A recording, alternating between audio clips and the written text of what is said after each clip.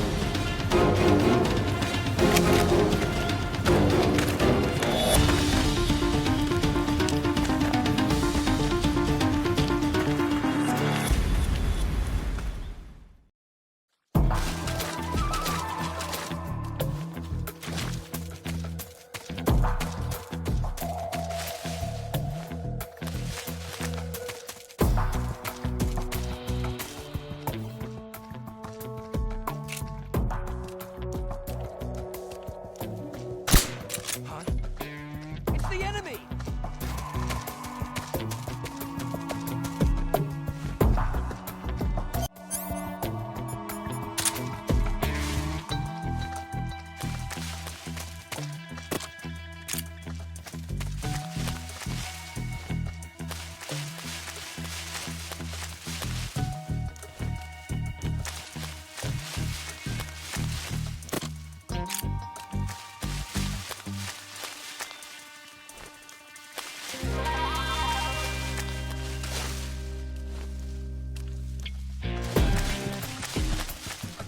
I'm so hungry.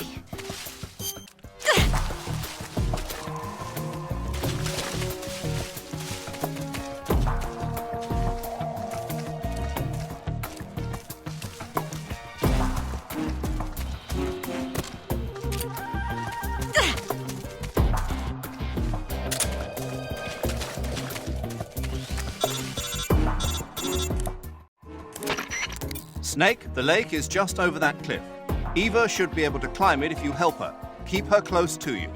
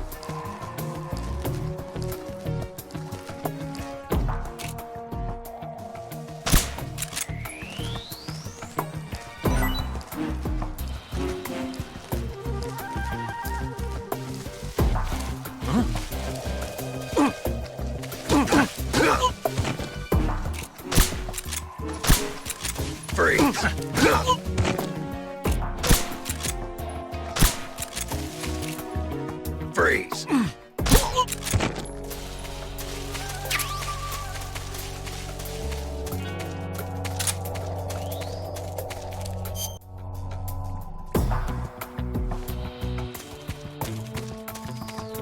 I'm so hungry.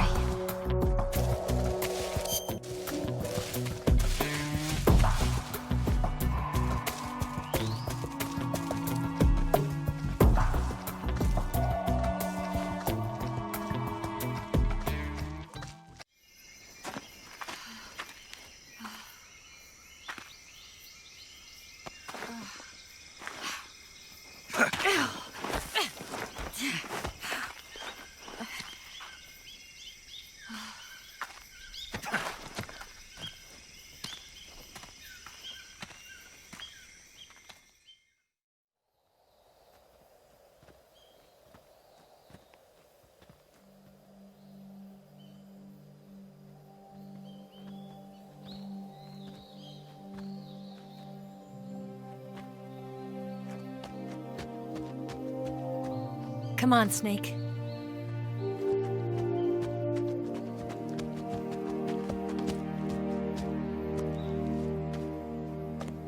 We made it. We made it. Over there.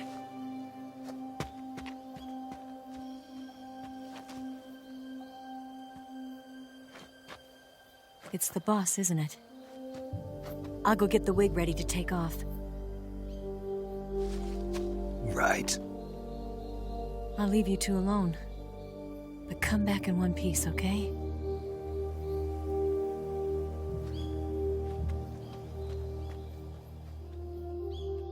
Promise me!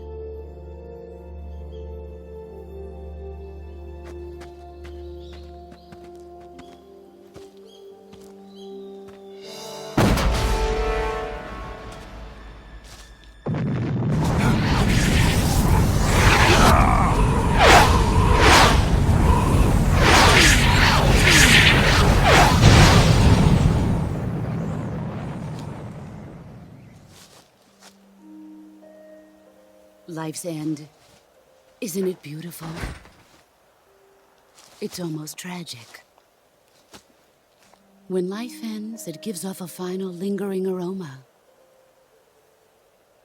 Light is but a farewell gift from the darkness to those on their way to die.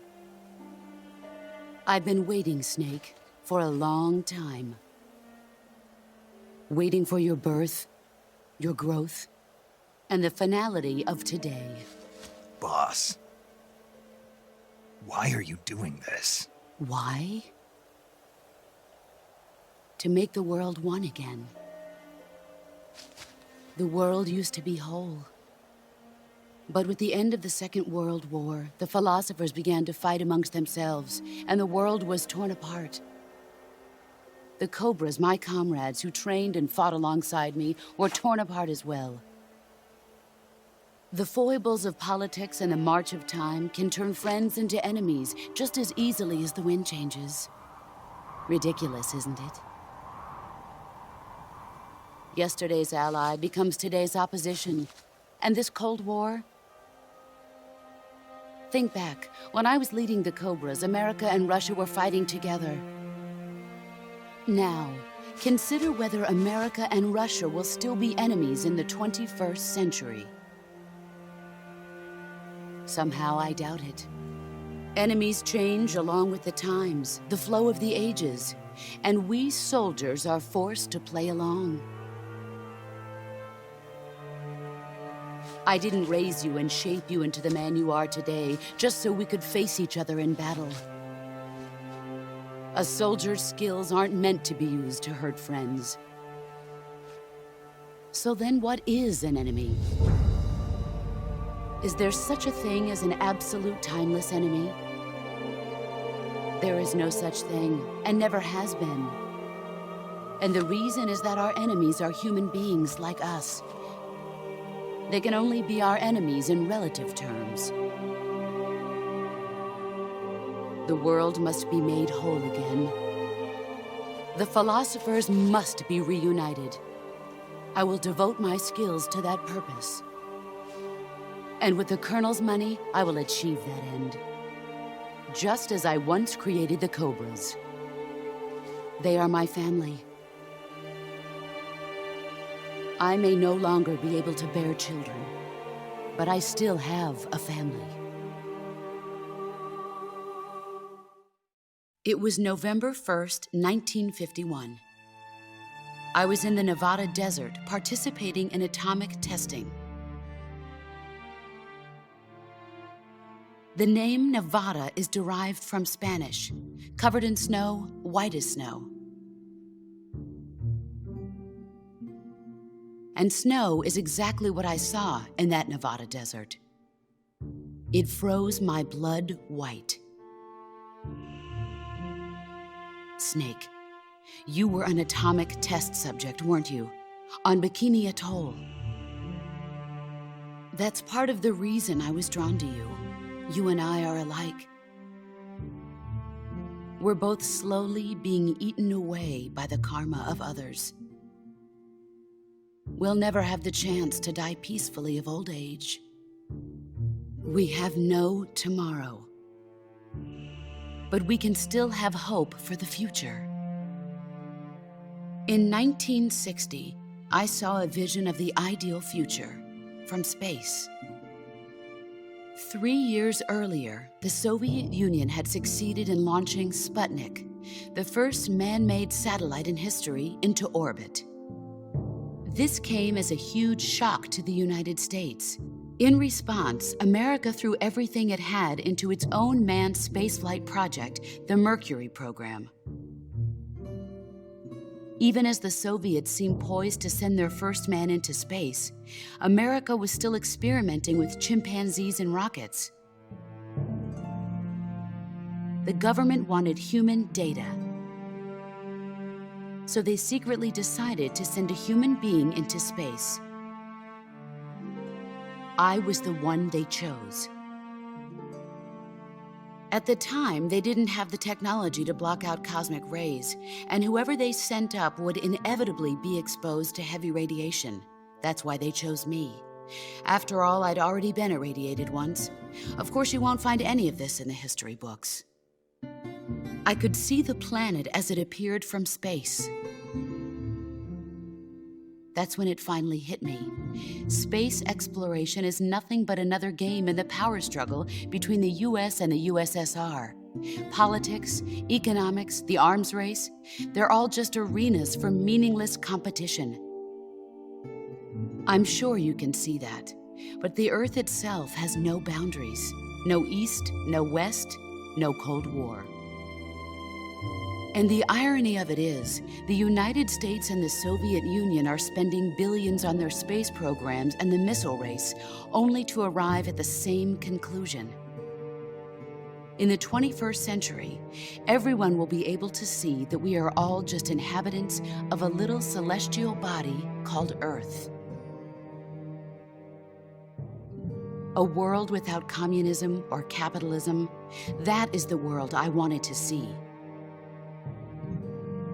But reality continued to betray me. In 1961, I was sent to Cuba, to Bahia de Cochinos. It was part of a CIA-sponsored invasion under the guise of taking Cuban exiles back to their country. But the US government betrayed them. Our weak-kneed president held back their air support.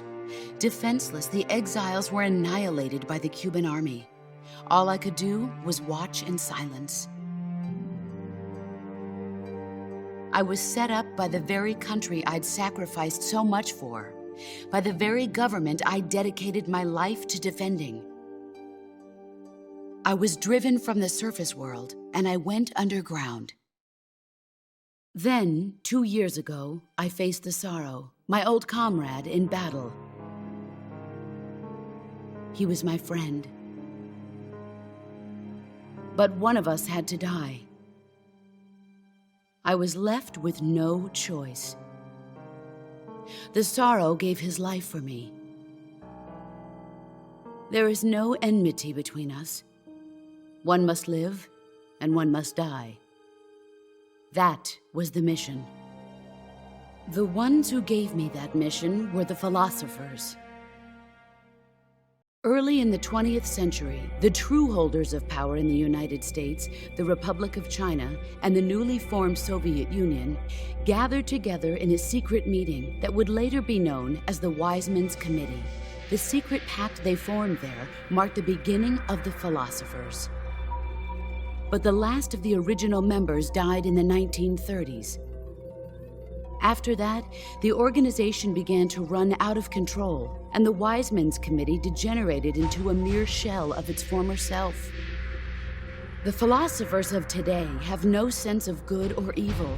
Their influence extends to countries and organizations involved in every aspect of every war. They have become war itself. That's how they operate. The sacrifices of war cause a shift in the times. This shift leads to renewed conflict, and in turn triggers the next war. Like a nuclear chain reaction, each conflict sparks countless others, forming an endless spiral that will continue on for eternity. Do you understand what I'm saying, Snake? By consuming me and you, the philosophers intend to keep that cycle going forever. It was my father who explained all of this to me. He was one of them. You see, I am the last remaining child of the philosophers. But after he revealed the truth, my father was killed by that same shapeless, formless organization. And my father isn't the only thing the philosophers have taken from me. In June of 1944, the Cobras and I took part in the landing at Normandy. We'd been given a top-secret mission to locate and destroy enemy V-2 rocket installations. I was pregnant at the time. The sorrow was the father. I gave birth on the field of battle. A beautiful baby boy. But my child was snatched away from me by the philosophers.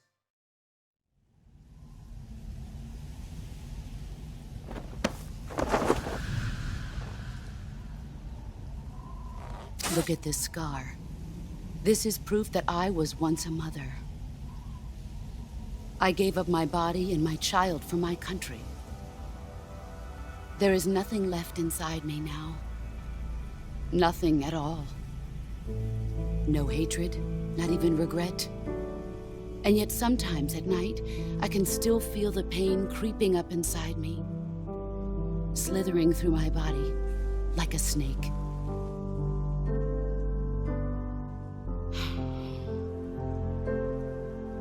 I've never talked this much about myself before. Thanks. Thanks for listening to me.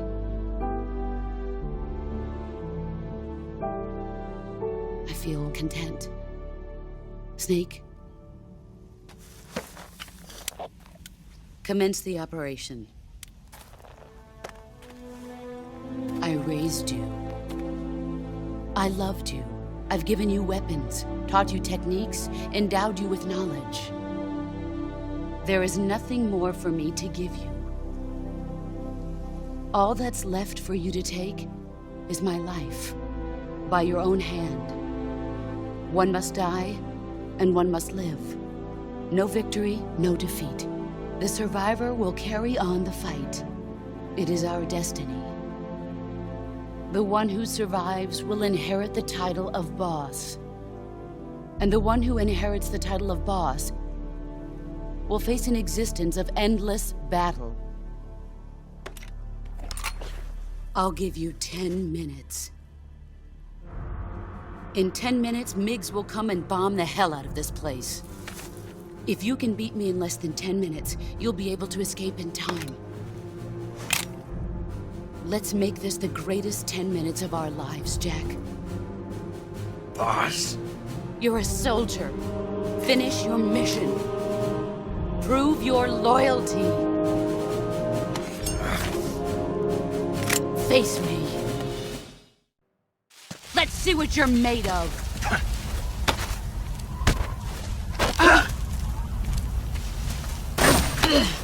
Nice try. Pathetic. Run quick.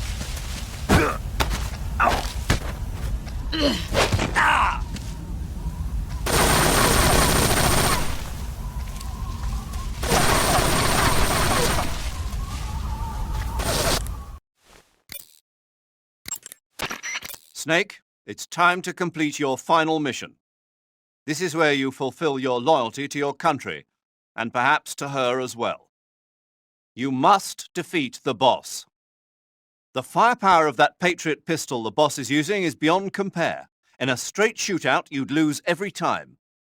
Your first concern should be to hide yourself while using camouflage. Maneuver towards the boss's blind side, wait for an opening, and attack her with a gun or CQC.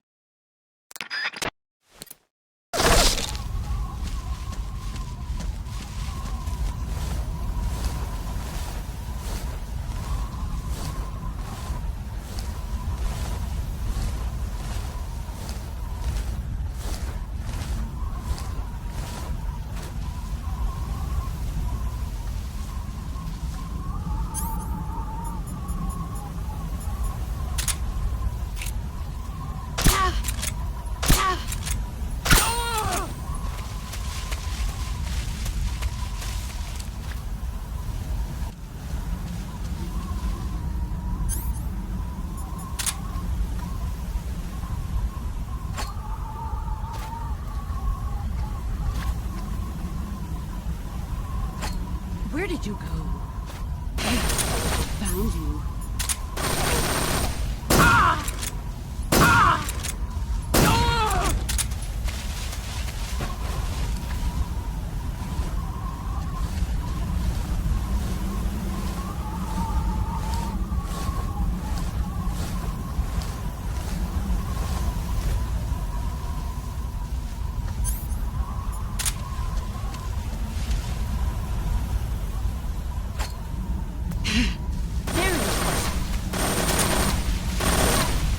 What's that? Excellent, Jack.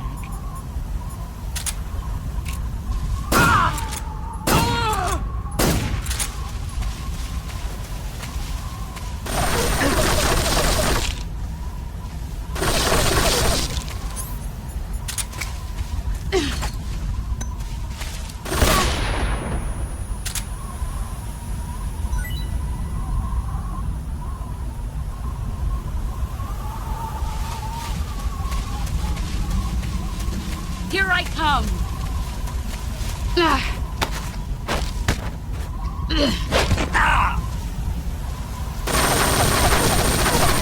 Run quick.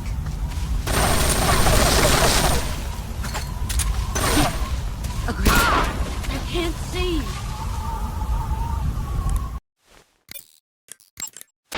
Snake, you've got a broken bone. Broken bones can be fully healed by fixing the affected area in place with a fastener and wrapping it in bandages. Do it quickly.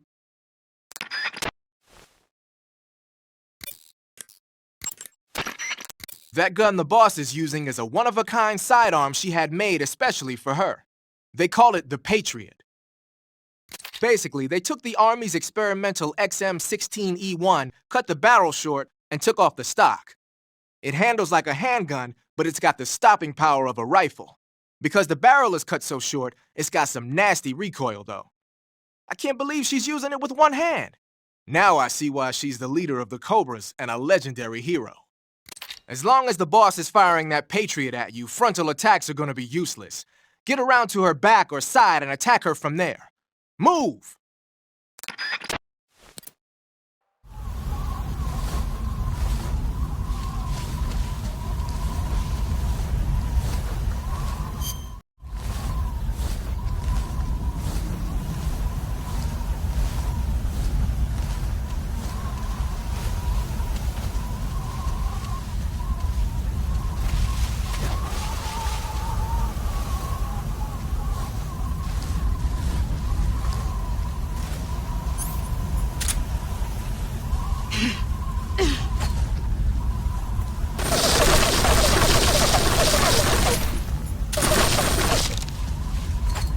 See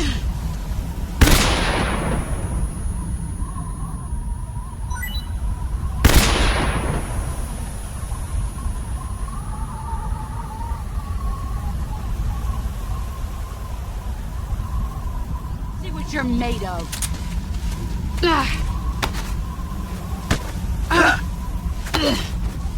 You're not the man I thought. Move or you're dead.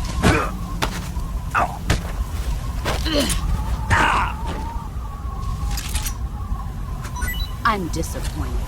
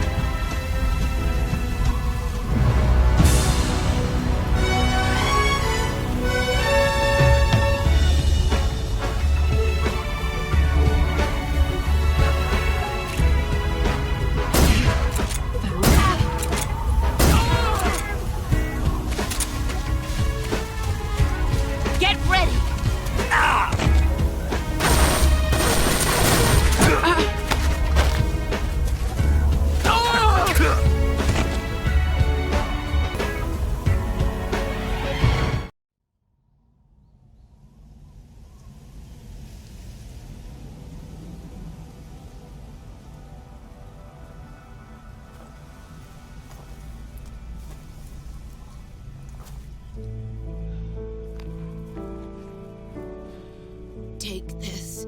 Keep it safe.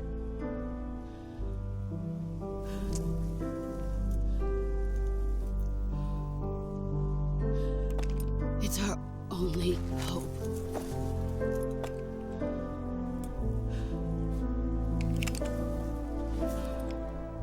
A patriot?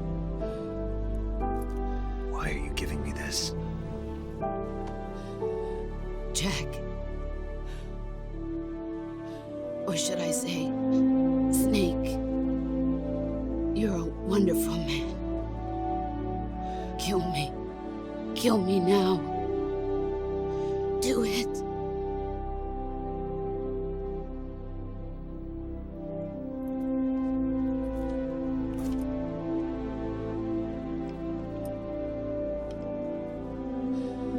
There's only room for one boss and one Snake.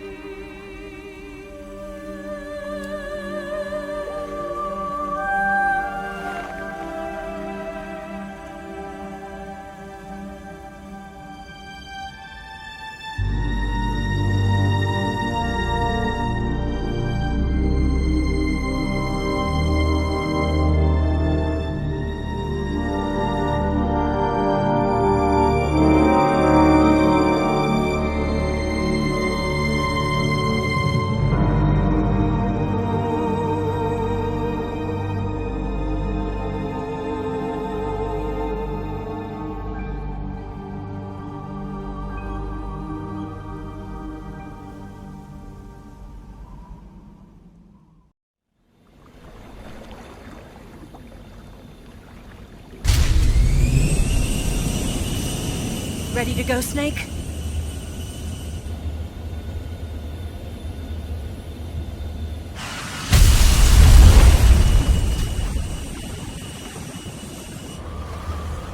Are you okay? Snake? Yeah.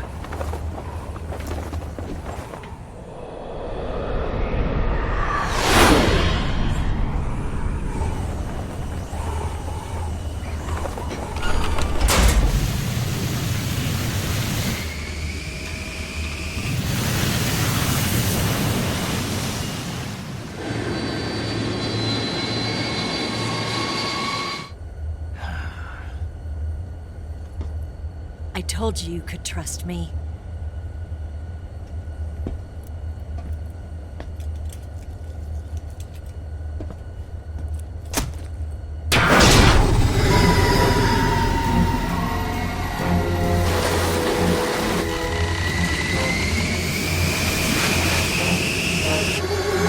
Snake!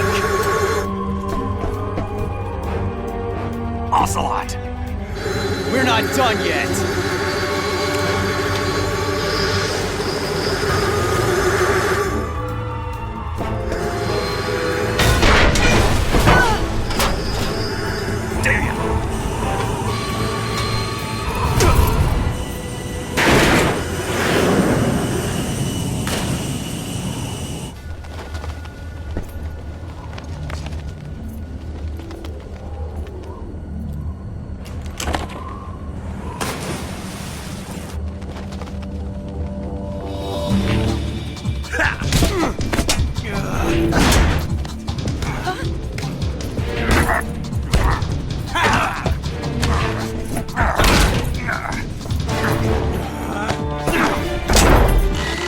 Too heavy!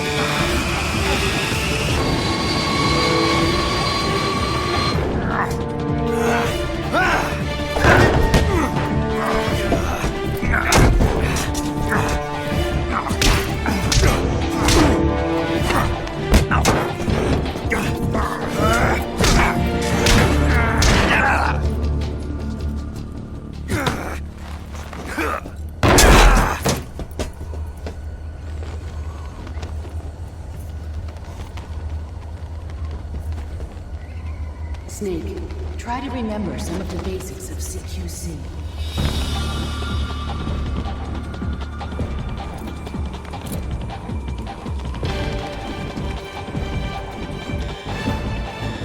Not good!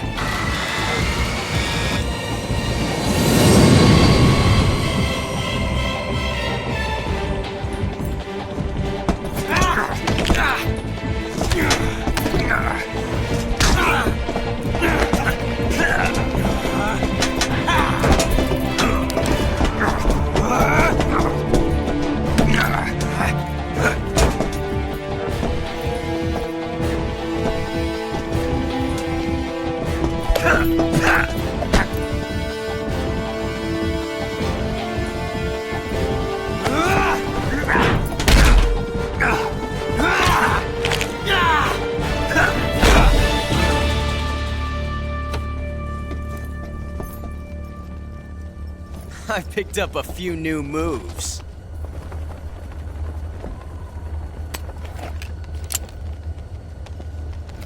Huh. It doesn't feel right to shoot an unarmed man. But I'll get over it. Eva!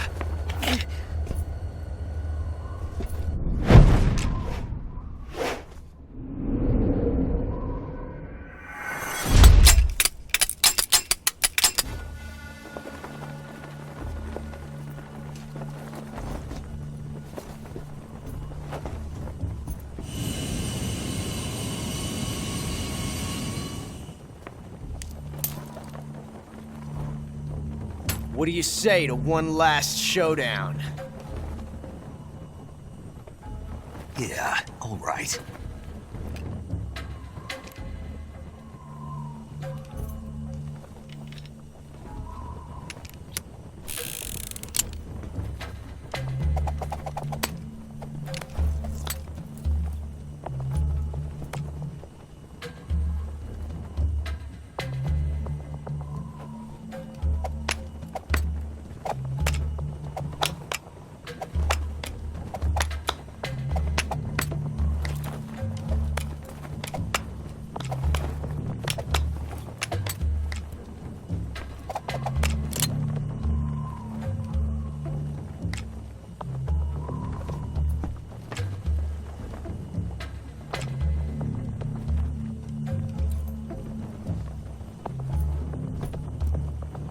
What's your name?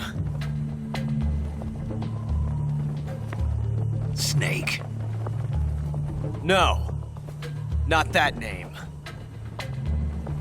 You're not a snake, and I'm not an ocelot. We're men with names. My name is Adamska. What's yours? John. Very well, John. Plain name. But I won't forget it.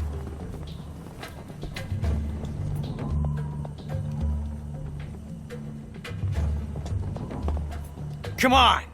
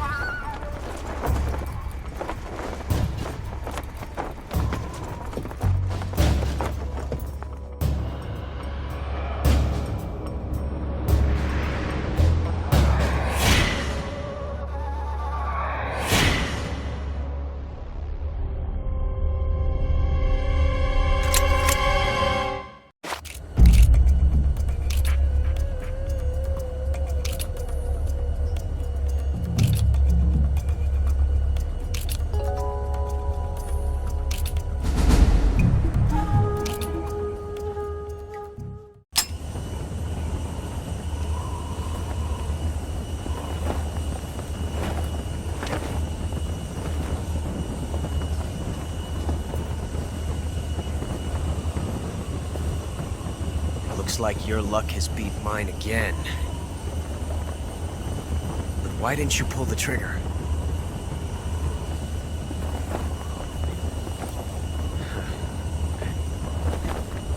Ah, well.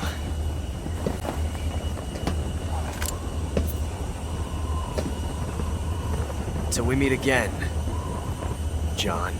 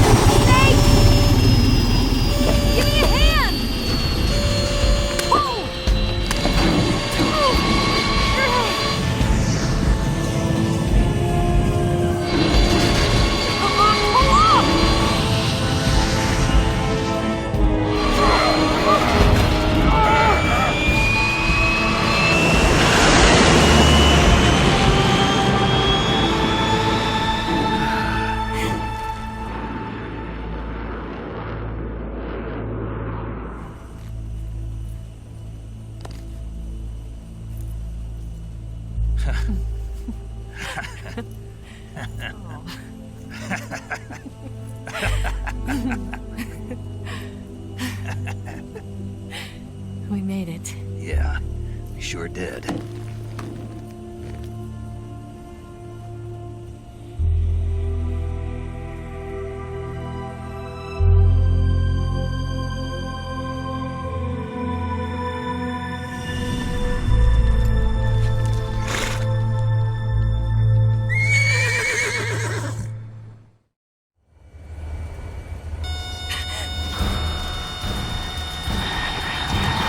Oh no! Nix!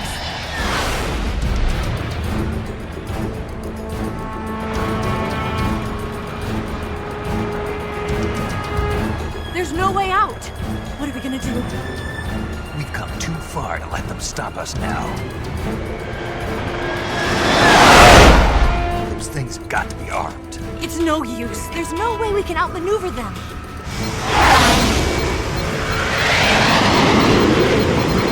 They're gonna shoot us down. We were so close. Weapon systems on. Locked on target. I got towed. You were great, Eva. Huh? Thanks.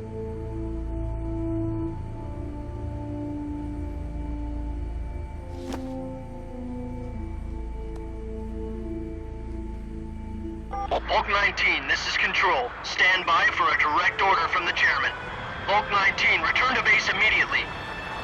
Do you read me?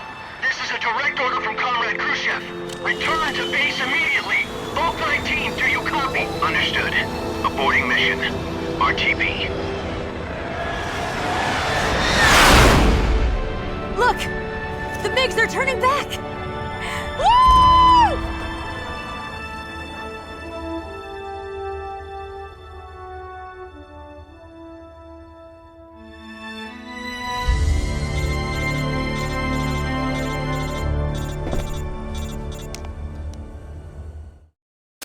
Well done, Snake. The MiGs disengaged. Most likely under orders from Khrushchev. Is this his way of helping us? Who knows? Maybe he didn't want things to get messier than they already are. Or maybe he just wanted us to owe him one. The important thing is, you made it out alive. As long as Khrushchev is with us, I don't think they'll be coming after you. It should be smooth sailing all the way to Alaska.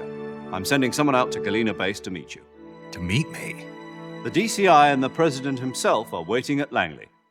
Don't keep them waiting.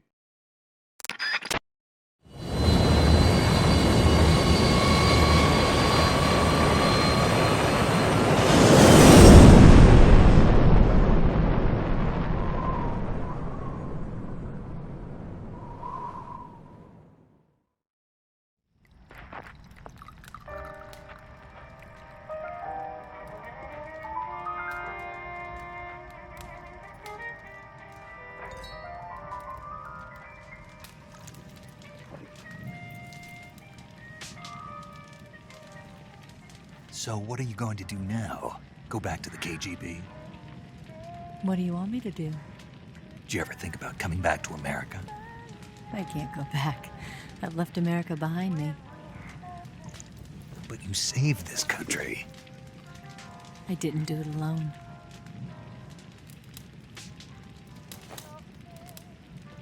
And I still owe you a dinner.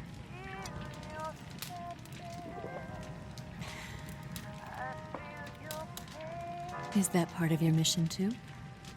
Or is it an order? Or is it an invitation?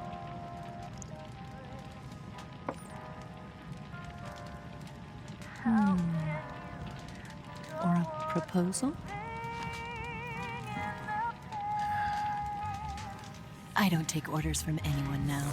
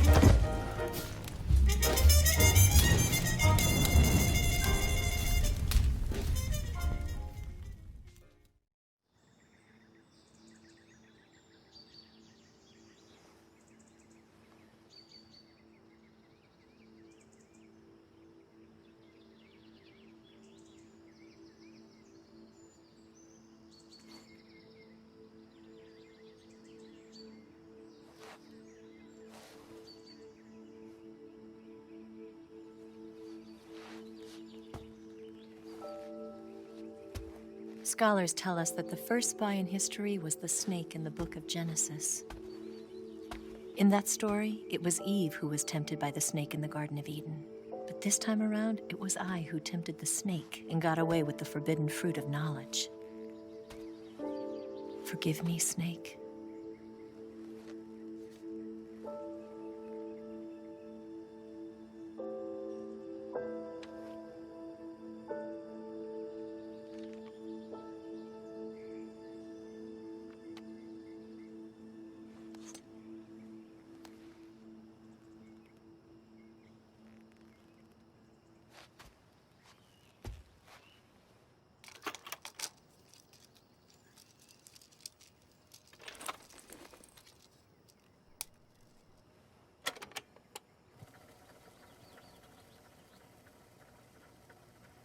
morning, Snake.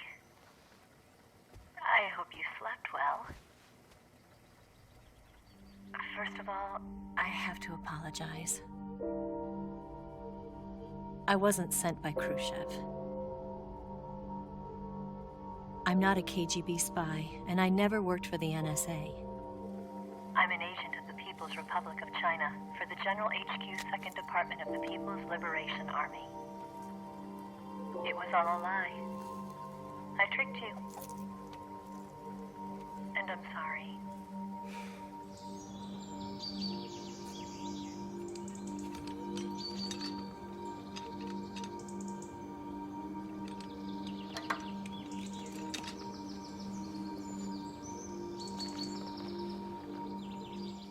The philosophers still exist in China, too. You see, my mission was to find out where Volgan was hiding the philosopher's legacy and steal it. So I infiltrated his base as a KGB spy. The 2 NSA codebreakers who defected in 1960 were actually both men. The real Adam never showed up at the meeting place, saving me the trouble of having to eliminate him. I sneaked in by pretending I was Eva. And you and Sokolov and Volgan, you all believed me. The philosopher's legacy was originally held in common between the US, Soviet Union, and China. We couldn't let the Russians and the Americans take it all for themselves. The Chinese government had its eye on the legacy, too. I got the film containing the legacy, and also the nuclear missile launch data from the Shagohod. 5 years ago, the Soviet Union stopped supplying us with nuclear weapons technology. Since then, China's Liaodong easing, hydrogen bomb, and space rocket projects have fallen behind. But with this data, our country will be able to develop its own nukes. We'll create a deterrent force to rival those of the US and Soviet Union. Everything has gone according to plan, thanks to your help. I, too, am one of the philosophers. I'm an agent of the philosophers, a graduate of one of their charm schools. I was raised in a joint US-Soviet-Chinese facility to become a sleeper agent. This was before the war. Back then, they were collecting children from all over the world. As a result, I'm indistinguishable from a native-born American. So it didn't surprise me when you and Volgan couldn't tell the difference. But she knew right from the beginning. She knew because before the war, she was at one of the philosopher's schools too, as an instructor. The boss was the only one I couldn't fool. She was the only one who knew I was a fake. She told me everything. Why did she open her heart to me like that? At the time, I couldn't understand it. But now, I think I do. Snake. She wanted you to know the truth. She chose me to tell you. That's why she saved my life. I've lied to you so many times, but not this time. My orders from the government were to obtain the legacy and to eliminate everyone who knew the truth about what happened. In other words, I'm supposed to kill you.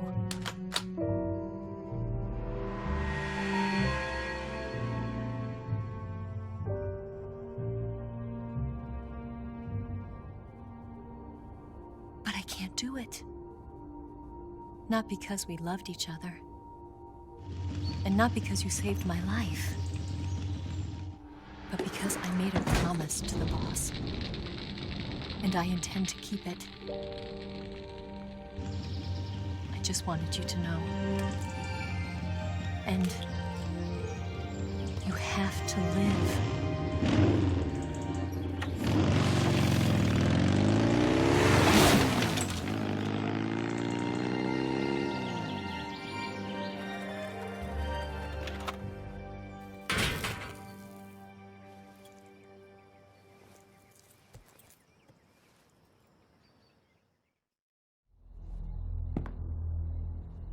Snake, listen to me. She didn't betray the United States. No, far from it. She was a hero who died for her country. She carried out her mission knowing full well what was going to happen. Self-sacrifice. Because that was her duty.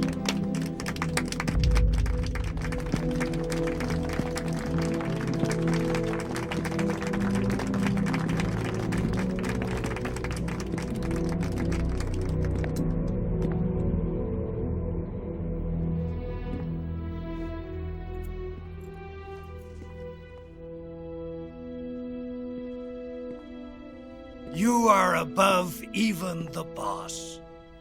I hereby award you the title of Big Boss.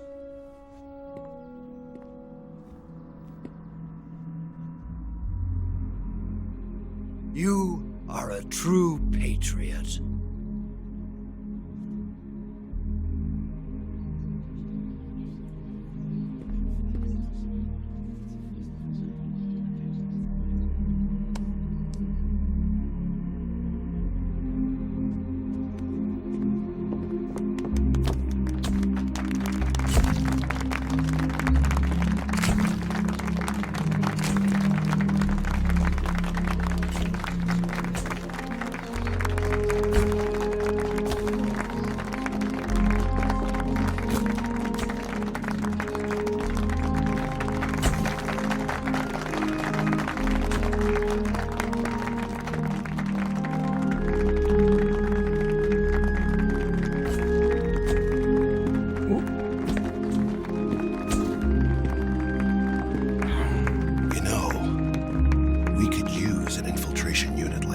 In the army.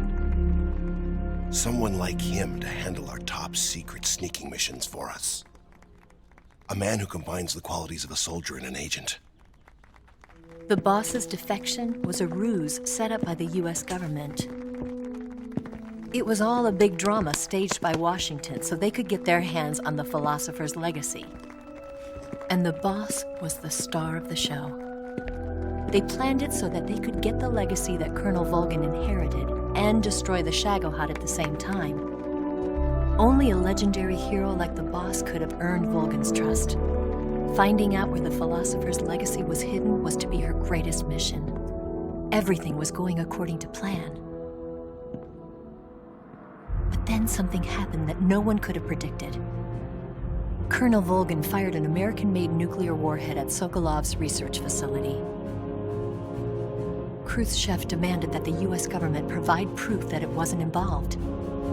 They couldn't just abort the operation to steal the legacy.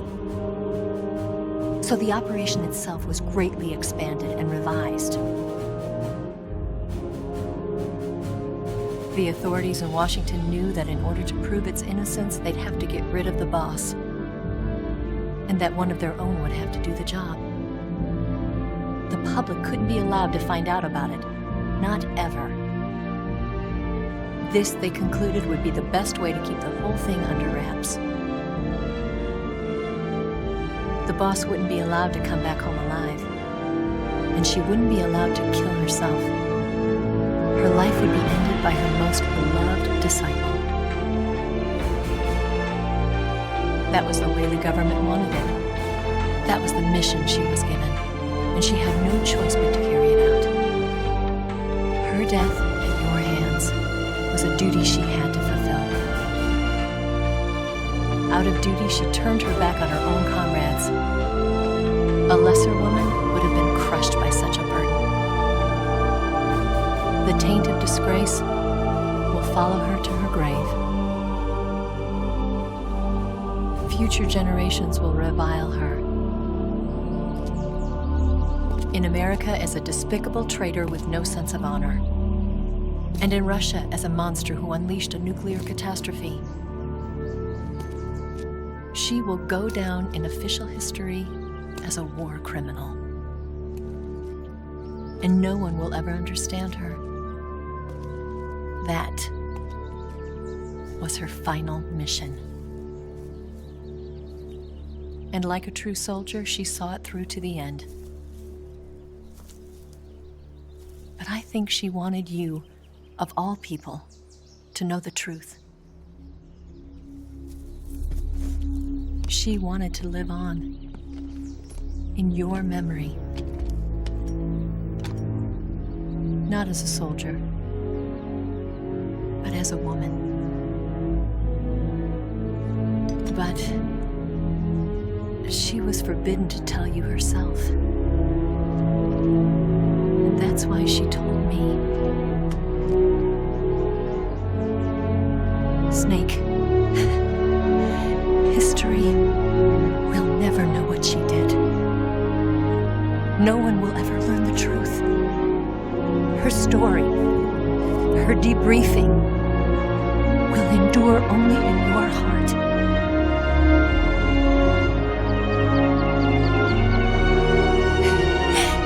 Everything she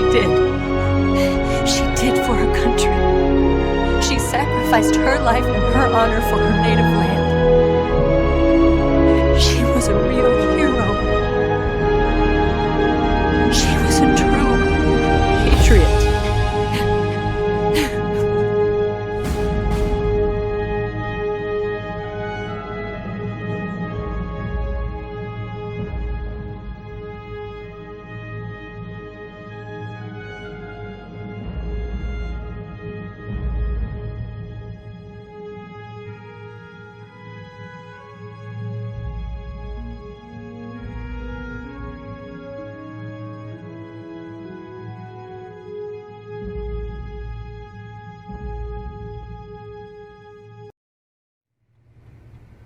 Yes, Grozny Grad and the Granin Research Facility have both been wiped out without a trace. I understand, sir, but they were necessary sacrifices.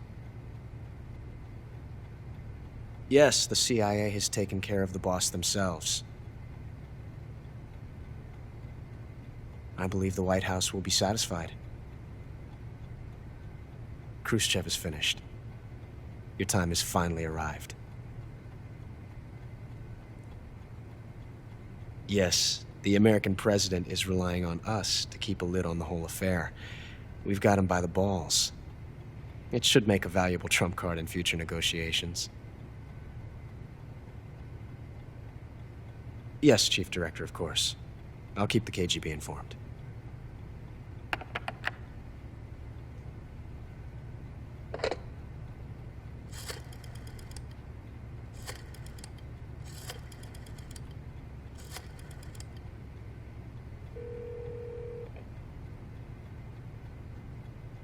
Yes, it's me.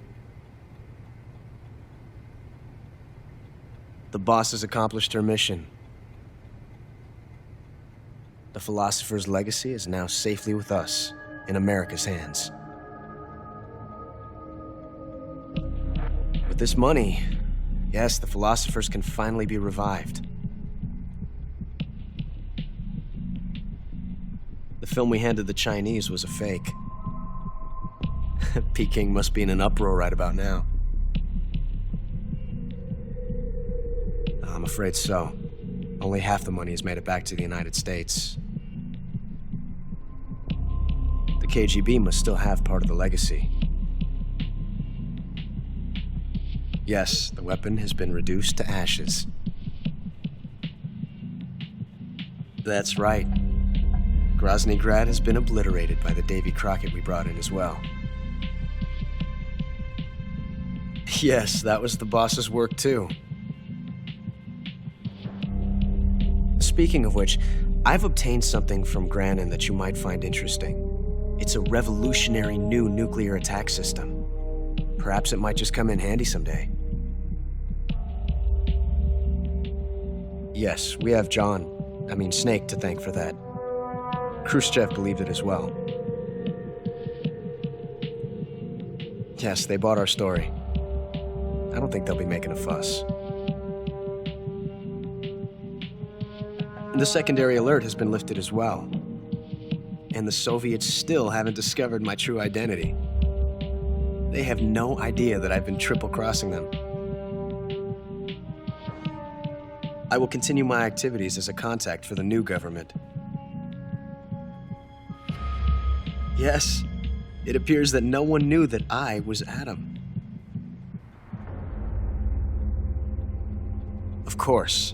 I'm always at the CIA's disposal, Mr. Director.